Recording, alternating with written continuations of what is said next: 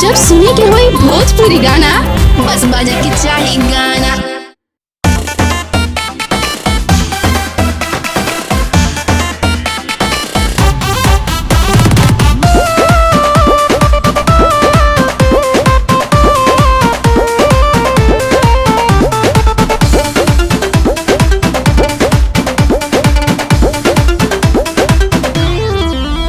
अभी उम्र ही क्या मेरी हुई है, देह छूना ना छुई मुई है।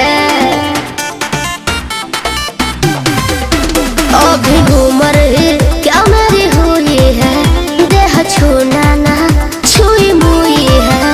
एज को बट देह खाली भरल बा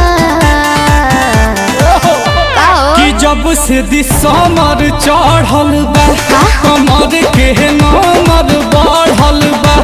कि जब से दिसमर चढ़ल बा कमर के नमर बढ़ल बा। अरारी पबरारी चढ़ल बा कि कहीं तोहर गाड़ी लड़ल बा। कि जब से दिसमर चढ़ल बा कमर के नमर बढ़ल बा।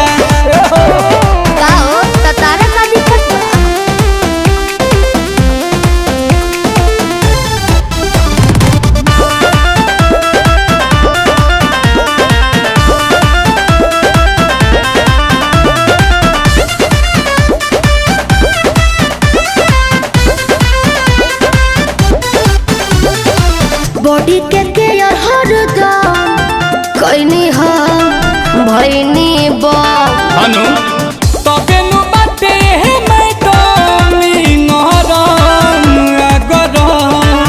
अरे बम के गोला बॉडी के केयर हरदम कइनी हम भइनी बा। तबे नु बाटे हे मैडम नरम गरम। लोग के फरक हमर के पे कह रहल बा। एही से फेर फूलल फरल बा तबे नु हरियरी बढ़ल बा।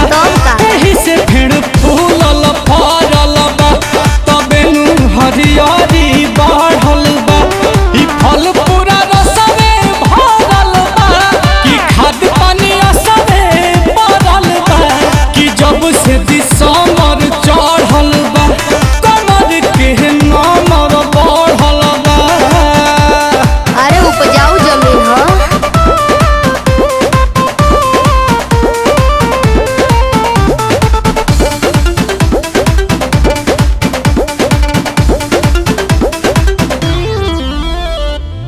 आंसू के कोई न कहा एको पल बनी बचल।